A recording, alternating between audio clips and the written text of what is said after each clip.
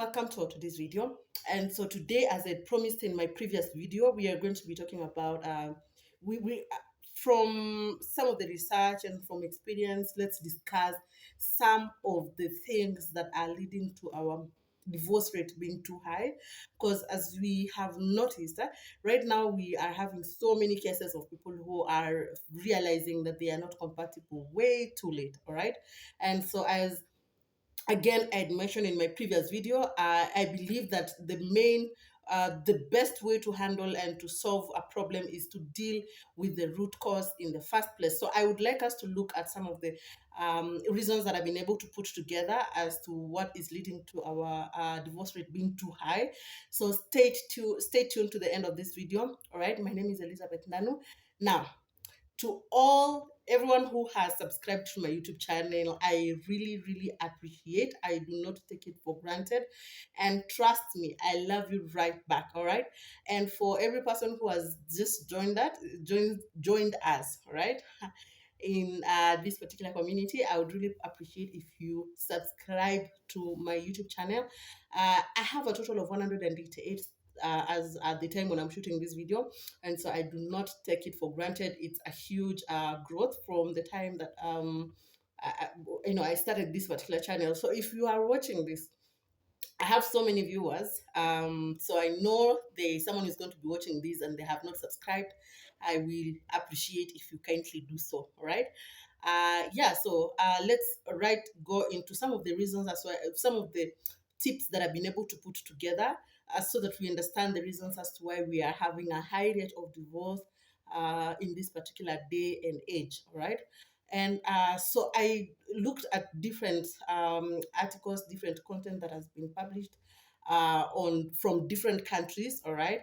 And so there are so many that are cutting across. All right. So that are cutting across the different countries and continents.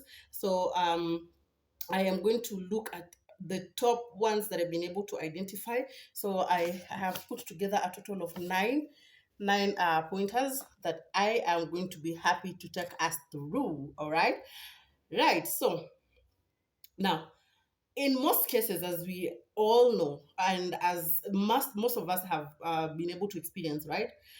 People grow out of love. The same way people grow in love, most people end up growing out of love, and this is because there's so many things that pile up together. So at the end of the day, you realize that it reaches a point of no return, a point whereby you cannot correct your differences anymore. So, but listen, there is always a solution to every problem. All right, and I believe everyone is looking to a time whereby everyone is now fully understanding how to handle marriage better. And the someone was telling me earlier on that if the same way that we are having empowered women towards um, becoming entrepreneurs, becoming career women, so you realize that again marriage, or people are not empowered to handle marriage as our forefathers were. Okay, but I'm not saying that there's some things that our forefathers would do that perhaps would not uh, do to the current women. All right, but a man, I believe we should now come up with ways in which you can empowerment to handle an empowered woman better, and that way we're going to have our marriage success. We're going to see a better trajectory in terms of that particular area. Okay, so lack of commitment is my point number one. The first tip that I've been able to put together, right? People are no longer committing towards, like you'd find that someone is not willing to put in the effort, the energy, the time that it requires in a relationship, right? So, and that means being very intentional. If you guys are having any if there is any disagreements that you're having, you sit down, you talk about them, and then you come up with solutions that are working towards ensuring that you're building your relationship. Nowadays we are not having people who are ready to commit, right? So people are not ready to put in the effort. People are not you'd find that someone is prioritizing their job, and not their relationship. So if there is anything that needs to be worked on in that relationship, to find that that person is not there completely. All right. So, but lack of commitment would would be seen in, of course, different. So you can spot that someone is not committed in their, poor communication skills. Like they do not know how to communicate about any issues that you guys are having. They are not kind to you. They are so rude. All right, and when you're having any differences, they're not willing to sit down and for the two of you to talk about it. So that's what I'm talking about. Commitment. It is the point. I think it is the highest. The the major reason, let me say, the major reason as to why most of our marriages are breaking. So people are not willing to commit, people are not willing to put in the work. And marriage, honestly, marriage is all about commitment. So if you get someone, sit with them, right? And um everything that they come with, their weaknesses, their strengths, their imperfections, you take them in and you believe that you are willing, or rather you assure yourself that you are able and willing to take that relationship to the next level. Because of course, by the time you guys are settling, you have already had your time, you have dated. Remember, one of the things that I had spoke about in my previous video is that we are supposed to at least ensure that we spend enough time with someone before we end up to the point of marriage, right? So if you have spent enough time with someone, would you rather spend another like 1 year or 2 years with another person before you marry? Right? So let's just ensure that we have all our pros and cons well weighed before we get into a relationship or into a marriage with someone. Okay. Now, another tip or another reason as to I realize that most of our marriages are breaking up is too much or a lot of argument, a lot of arguing and conflict in a relationship. Anytime you realize that you're having so much conflict and you're fighting over smallest of things, the slightest of things, um, you should then at that point realize that you guys might be not compatible, right? And it would be quite unfortunate that you come to notice that while you're already in marriage, right? So, but that is what is currently happening. So you realize that people are already in marriage, and it's one of the realize they are not compatible at all, or that they're having differences that are not reconcilable, right? So it's important, again, let's spend enough time with someone. I think all this is happening because people are jumping into marriage before they are fully aware or ready. They do not know this other person better, so you end up marrying the wrong person. Yes, that would not be your intention. It's very important for us to be able to spot anything that could bring an issue later in that marriage. All right. So, uh, when you guys are having again so much conflict, you're fighting over the slightest of things, it's important find the best way to resolve your conflict. Okay, your conflict resolution has got to be the best. So sit down and address your issue the best way you know how to. If you need to seek another person, you can always do that. But if you're able to sort your issues, the two of you, then it is wonderful. All right. So, and look at the third point. Now, the third point is here in Africa, what is now leading to most of our marriages breaking. Okay, the third point is infidelity. Infidelity is something that, trust me, I think like 50% of African or Kenyan population have at some point, uh, cheated on their spouses. And I don't know, I don't have my stats right to know whether it's the women or the men, but I want to believe that in most cases it's the men who cheat on their women. All right, so because men will forgive me but that's the truth, right? So but if you have a different opinion, right, you can always comment down below, let me know about your opinion, and of course I'm going to take that into consideration. All right, so but from experience and from most of the stories that I've had, from most of the stories that we are hearing also online, in most cases, these are issues that are coming from the men, all right? So, but infidelity is something that is coming up to be quite a thing, and it goes. The saddest thing about infidelity is that it goes to affect the person. The person, I mean, it's not just the relationship, but the person, him or herself. So you realize that there are some of the things, some of the effects that would come with is, shame, feeling betrayed, I mean, having been traumatized. And have you thought about depression? These are things that are actually happening. And so I would advise every person, please, before you cheat on your spouse, think about their well-being, think about their mental condition, and be able to at least um, work towards ensuring that every action that you take is going put into consideration that every action that you take is going to affect the other person, and in most cases negatively. So ensure that let's not just cheat on each other, right? So if you got a girl to settle with her, okay? Do not cheat on her. Just if you have a man who is good, just don't cheat on them. And you should have noticed if there's any reason that could lead to you cheating on them, you should have spotted it early enough, and do not lead it to marriage. And if you're not married and you're watching this, if you're seeing someone who might have their own flaws, and if you think, sit down, you realize there's something that could affect you in the long run, please do not take that to the next level, right? It's just not fair. Don't take it to the next level. Take your time, and perhaps you could talk with them, and if they change, well and good. Okay. Now, the fourth one, and usually this affects most of the young people in colleges or in campus. The fourth one is marrying. The fourth reason as why most of our marriages are breaking, or that the divorce rate is too high, is marrying when you're too young.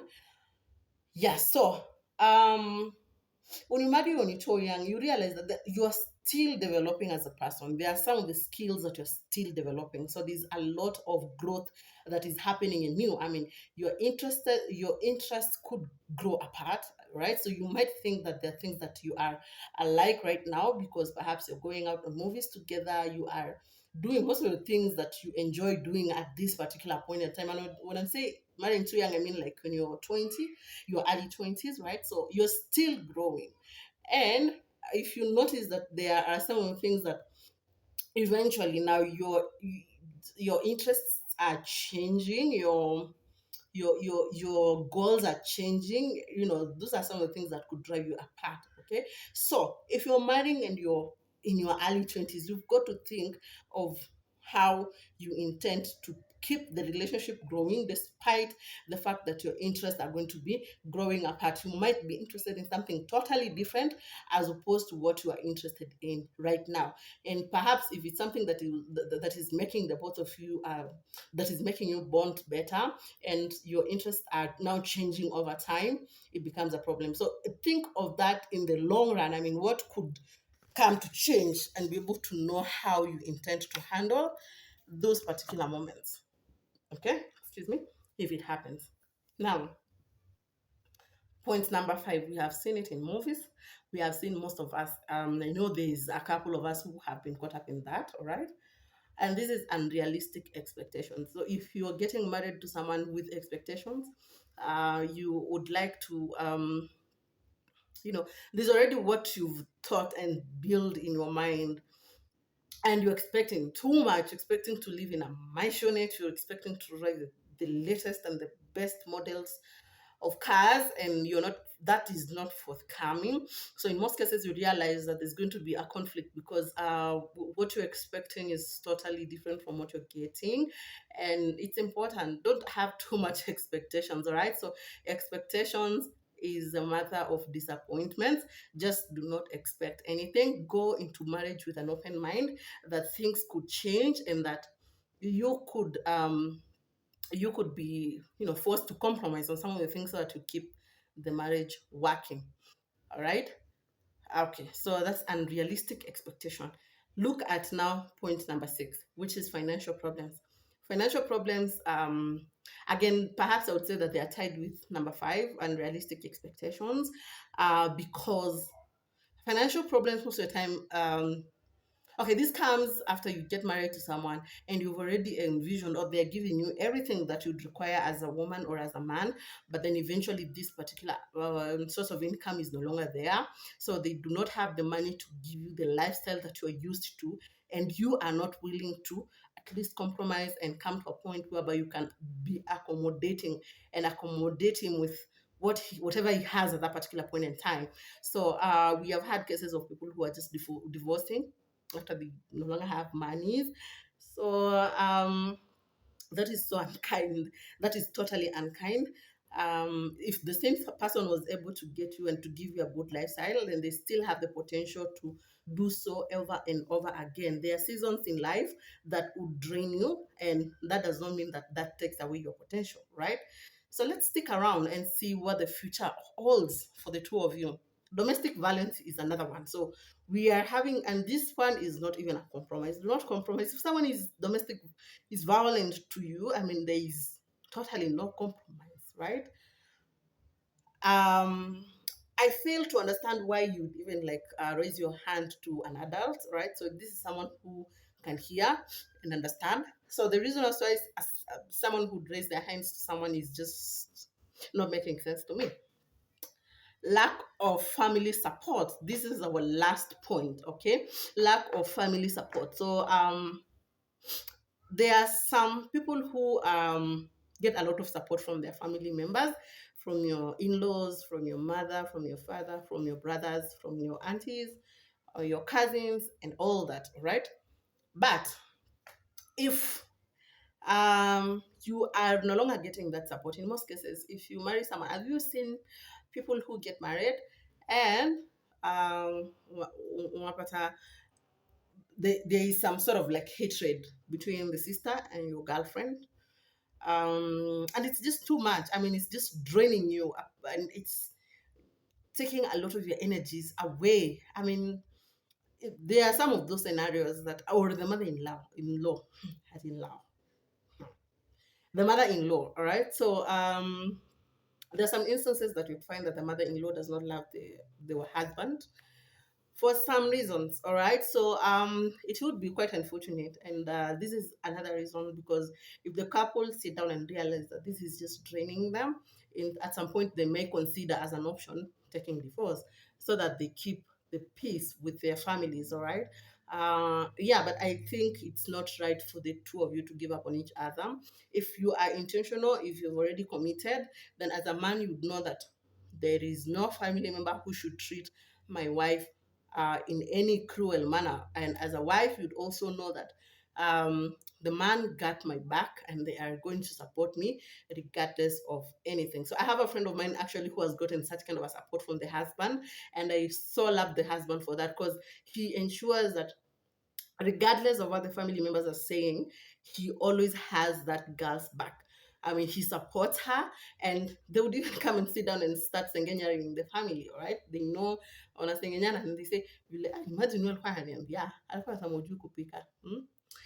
And it's quite hilarious how the husband would come and they support them with their presence or in their absence. They ensure that they support that particular, they support the wife to ensure that there's no one who's talking bad with them. All right. Okay. So those are some of the reasons and some of the tips that I've been able to put together as to why our marriages are breaking up too early. Again, I have done a couple of a series of different topics that you might want to watch out to look to watch. Okay, uh, like I think I've done a topic on toxicity and how indeed you could be the toxic one, despite the fact that perhaps you feel like you are the victim. So in most cases, you could be the victim one. Okay? You could be the toxic one. So watch out for that. Also, we have done a series, an episodes, 2 episodes on red flags, and so I shall, if there are any important topics that we can discuss, I shall always ensure to bring them up here. We have these discussions together. All right. Okay, so that would be it for today. I really appreciate your time. Thank you so much for sticking around up to this particular moment. I do not take it for granted. If you have watched this video up to this far and you have not subscribed, I would politely request you to do so. It goes a long way. Okay, so thank you so much for your time and for sticking around. Till next.